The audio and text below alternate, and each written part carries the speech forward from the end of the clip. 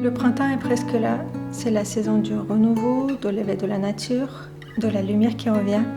Et c'est aussi la saison qui, à mes yeux, se prête bien à certaines lectures. Des histoires de nouveaux départs, des romans où la nature occupe une place importante, des récits avec une atmosphère lumineuse, poétique, ou encore des classiques anglais qui nous donnent envie de nous installer dans un jardin avec une tasse de thé. Dans cette vidéo, j'aimerais vous présenter ma sélection de 10 romans anglophones qui, selon moi, sont parfaits pour le printemps. Il y aura à la fois des classiques anglais, des romans contemporains, mais aussi des récits un peu plus intimistes et confidentiels. Et je vous propose de commencer par quelques classiques, et notamment par un classique qui peut sembler évident, mais qui me semble incontournable dans une sélection de lecture printanière. Et vous l'avez sans doute deviné, je veux parler du roman Orgueil et préjugés de Jane Austen. C'est un roman qu'on n'a pas besoin de présenter, c'est un chef-d'œuvre de la littérature classique britannique. C'est un des classiques anglais les plus lus et les plus populaires aujourd'hui, je pense. Je ne vais pas m'attarder sur le sujet de ce roman, je vais juste expliquer en quelques mots pourquoi à mes yeux ce roman est associé au printemps. Je l'ai lu plusieurs fois, donc sans surprise, c'est un de mes romans préférés. Et à chaque fois quand j'ai envie de le relire, ça se passe toujours au printemps. Pourquoi je trouve que c'est un roman printanier? Parce qu'il est plein d'esprit, il est très vivant, très léger, et il a beaucoup de promenades à la campagne anglaise. J'adore les dialogues de ce roman, je les trouve vraiment très spirituels et pleins d'esprit. J'adore les relire, je les trouve vraiment très savoureux. C'est un livre qui fait énormément de bien. À mes yeux, c'est le livre de printemps par excellence. De manière générale, je pense que les romans de Jane Austen, ils se lisent bien au printemps et en été. Mais en général, je les lis plutôt en été. Et celui-là, ça c'est vraiment le livre que j'aime relire à cette période de l'année. D'ailleurs, j'en profite pour vous conseiller cette traduction. C'est la traduction de l'édition Folio de Pierre Goubert. Je l'ai lu dans cette traduction et je la trouve très réussie. C'est pas toujours évident de trouver des bonnes traductions des classiques. J'essaie toujours de choisir les traductions un peu plus récentes parce que de manière générale, je les trouve réussies. D'ailleurs, je m'intéresse beaucoup à la nouvelle traduction proposée par l'édition Gallmeister dans leur collection Littéra. Peut-être pour une de mes prochaines relectures, j'essaierai de m'en procurer. Et si vous aimez les classiques anglais, je vous recommande également Femmes et filles d'Elizabeth Gaskell. On reste toujours dans l'Angleterre du 19e siècle, mais on avance un petit peu plus dans le temps, plus donc du coup vers l'époque victorienne. C'est un roman très lumineux et plein de vie qui décrit la société provinciale anglaise du 19e siècle avec beaucoup de charme. Et je trouve également que c'est une lecture idéale pour les beaux jours. C'est un roman que j'ai découvert dans un moment assez difficile où j'étais au plus bas moralement, donc je l'ai lu en mars 2022. Si vous vous souvenez de ce qui s'était passé en février 2022, vous comprendrez sans doute de quoi je parle. Donc en ce moment, j'avais vraiment besoin de m'évader de la réalité. Et ce roman m'a vraiment apporté beaucoup de réconfort sur le moment. Il m'a servi d'antidépresseur en fait. Quand je lisais, je me sentais comme dans une bulle protectrice. Et depuis, je n'arrête pas de le conseiller à tout le monde. Je trouve que c'est un roman qui fait vraiment beaucoup de bien. Donc, dans ce roman, on suit l'histoire de Molly, qui vit toute seule avec son père. Et sa vie est bouleversée par la décision de son père de se remarier. Molly n'est pas enchantée par ces changements, donc elle doit s'adapter à sa nouvelle famille, notamment à sa belle-mère, avec qui elle a du mal à trouver un terrain d'entente, et aussi avec sa belle-sœur. Il y aura aussi l'histoire d'amour, de jalousie, de rivalité. Commencée en 1864, l'écriture de ce roman a malheureusement été interrompue par la mort soudaine de son auteur, d'Elizabeth Gaskell. Donc il lui manque quelques derniers chapitres. Et du coup, vous voyez qu'elle est déjà assez épais, donc il en manque pas grand-chose. Et honnêtement, je trouve que ce n'est pas du tout gênant pour la découverte de ce roman, d'autant plus que son éditeur, son premier éditeur, il complète cette édition par le résumé des derniers chapitres qu'il parvient à reconstituer d'après les notes de la romancière. Et on finit le chapitre des classiques anglophones avec le roman d'une romancière américaine cette fois. Donc je voudrais parler de Edith Wharton et de son roman Les Boucanières. Il s'agit du dernier roman de cette romancière et en préparant cette vidéo, je me suis aperçue qu'il s'agissait encore d'un roman inachevé. J'ai lu ce roman il y a plusieurs années et ce détail s'est complètement volatilisé de ma tête, donc ça ne m'a pas marqué. Donc ça veut dire en fait que le fait que ce roman soit inachevé, ce n'est pas vraiment gênant pour la découverte de cette œuvre. Dans ce roman, on suit 5 jeunes femmes new-yorkaises qui, à la fin du XIXe siècle, partent à la conquête de la bonne société britannique afin de l'intégrer par le biais de mariage. Donc, ils débarquent en Grande-Bretagne en apportant avec elles un vent de fraîcheur, de liberté, d'indépendance. Ils attirent immédiatement l'attention et les prétendants ne manquent pas. Il y a des propriétaires terriens, des aristocrates, même un duc. Et les mariages sont très rapidement célébrés. Mais c'est à partir de ce moment où le désenchantement commence. Donc, ils comprennent qu'ils ont beaucoup de mal à trouver leur place dans cette société, corsetée par les traditions et réglée par les contraintes liées au rang. Donc si je vous propose ce roman dans une sélection printanière, c'est surtout parce que ce roman se concentre sur la vie des jeunes femmes au début de leur vie. Ces jeunes femmes, elles apportent vraiment un souffle de vitalité, de fraîcheur. Et je trouve que ce roman est vraiment parfait pour cette période de l'année. D'ailleurs, il a été, il me semble, adapté en série sur Apple TV. Mais pour l'instant, je n'ai pas encore eu l'occasion de la découvrir. On quitte maintenant les classiques anglophones et on va se tourner vers les romans contemporains où la nature occupe une place importante.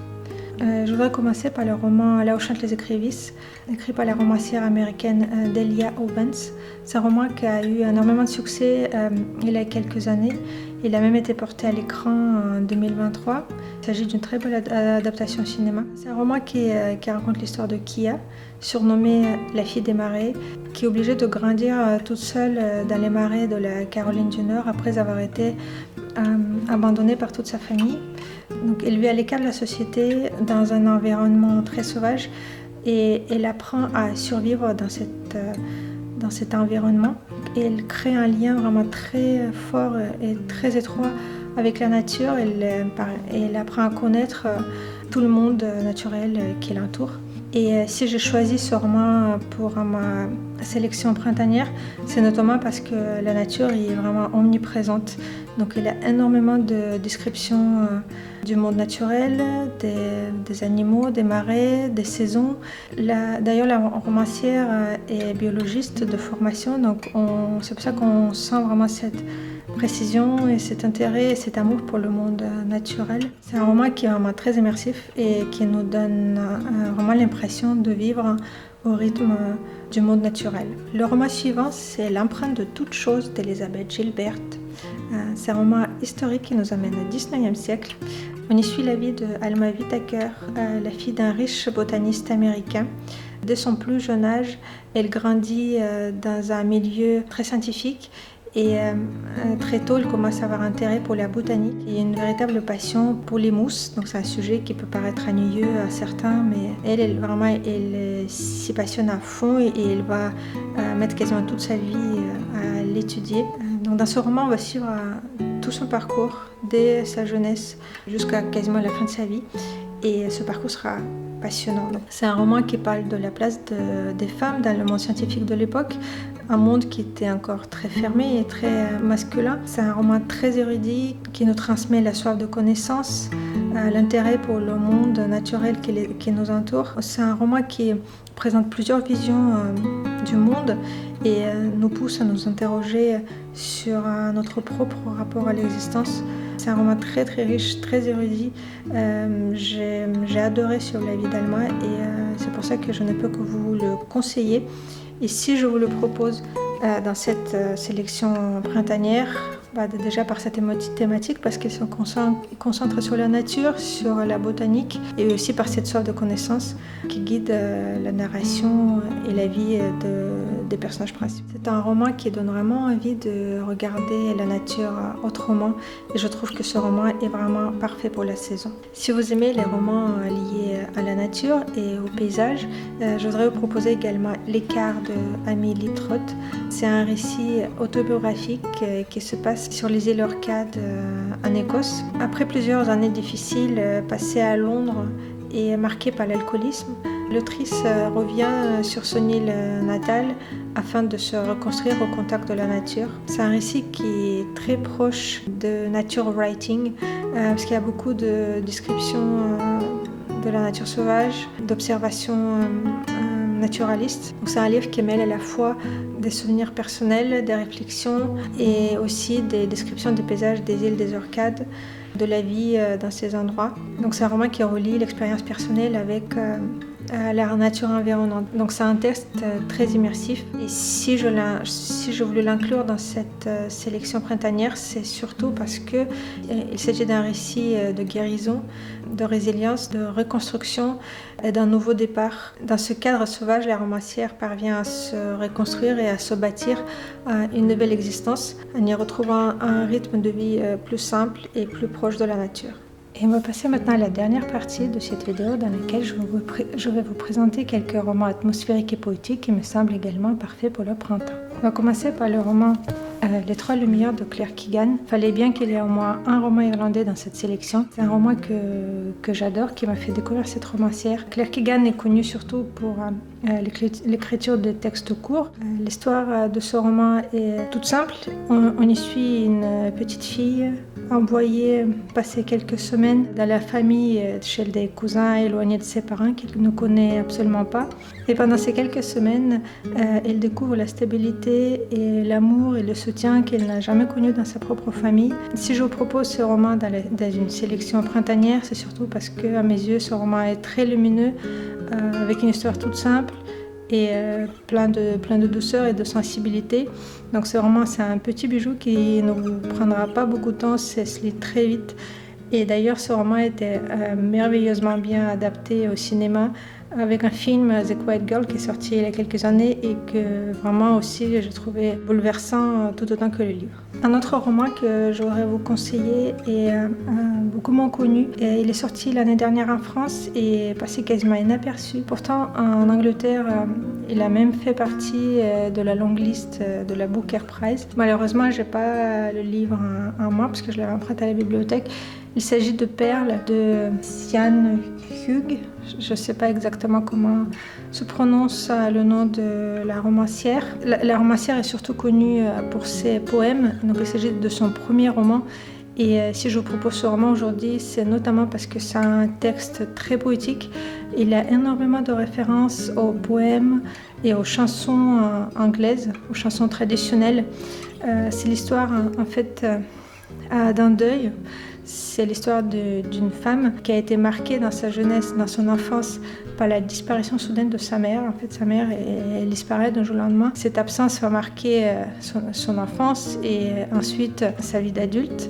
Donc, il vit un petit peu dans les souvenirs de sa mère et essaie de comprendre ce qui s'était passé. C'est pour ça qu'en fait, elle a beaucoup de chansons traditionnelles parce que sa mère, elle a chanté beaucoup dans son enfance.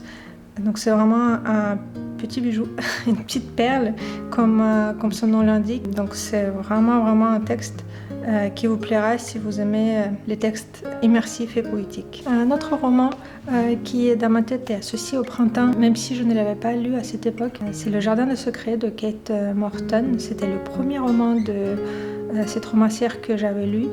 Et je pense qu'à ce jour, c'est mon roman préféré de Kate Morton. Je l'ai trouvé incroyablement immersif et très envoûtant. Et si je vous le propose aujourd'hui, c'est surtout parce que au centre du récit, il y a une image d'un magnifique jardin secret caché, un lieu enchanteur, lié également au conte, parce qu'une des personnages principaux de ce roman est une conteuse, donc il y aura plusieurs contes enchâssés dans ce récit. Pour présenter brièvement l'histoire, c'est l'histoire d'une fille qui débarque un jour toute seule en bateau en Australie sans qu'on sache vraiment ce qui était arrivé à ses parents. Donc elle est toute petite, je ne sais plus, elle doit avoir peut-être 4 ou 5 ans. Donc, après, il est adopté par un couple d'Australiens sans enfants. Donc le mystère plane sur ses origines et sur l'histoire de sa famille. Plusieurs générations plus tard, sa fille ou sa petite fille, je ne me souviens plus exactement, je crois que c'est sa petite fille, part à la découverte de ses origines. Donc c'est vraiment, ce récit, c'est une enquête dans le passé. Donc si vous aimez les secrets de famille et les atmosphères envoûtantes et immersives, je pense que ce sera une lecture parfaite pour vous. Donc je vous le conseille particulièrement pour le printemps. Et enfin, je voudrais vous proposer un roman beaucoup plus récent, un roman qui est sorti en France cette année, en janvier, chez l'édition La Table Ronde. Il s'agit du roman épistolaire, La correspondante de Virginia Evans. C'est un roman qui a connu un grand succès aux États-Unis. C'est un premier roman. C'était un de mes premiers coups de cœur de cette année. Je trouve que rien que la couverture, ça fait immédiatement penser au printemps. Donc rien que pour la couverture, et il devait apparaître dans cette vidéo. Donc comme je l'avais dit, c'est un roman épistolaire, donc c'est un roman qui dépoussière un peu ce genre, un peu oublié. Donc ici, on suit la correspondance d'une dame âgée qui adore écrire des lettres, donc ça se passe à notre époque, mais malgré les nouvelles technologies, Internet et tout ça, donc elle est très attachée à l'écriture en mots écrits, et elle écrit à tout un tas de personnes, à ses amis, à sa famille, aux journalistes, à ses anciens collègues. Donc elle écrit également aux écrivains des romans qu'elle lit, et je trouve ça très fort. Et à travers toute sa correspondance, on découvre petit à petit, on reconstitue petit à petit tout le récit de sa vie. On découvre que malgré son ton très caustique et sa personnalité très forte, on découvre qu'au fond d'elle-même, c'est quand même quelqu'un de très fragile et très vulnérable. Donc c'est vraiment un roman que j'ai trouvé plein de charme, très chaleureux, très lumineux et très touchant. Je trouve qu'il sera parfait pour une lecture printanière, et j'ai très envie de l'inclure dans cette sélection, notamment si vous vous intéressez aux parutions littéraires. Et voilà pour le 10 romans anglophones qui me semblent parfaits pour le printemps. J'espère que cette vidéo vous aura plu. N'hésitez pas à me dire en commentaire si vous avez lu certains de ces romans et quels romans vous aimez lire cette saison.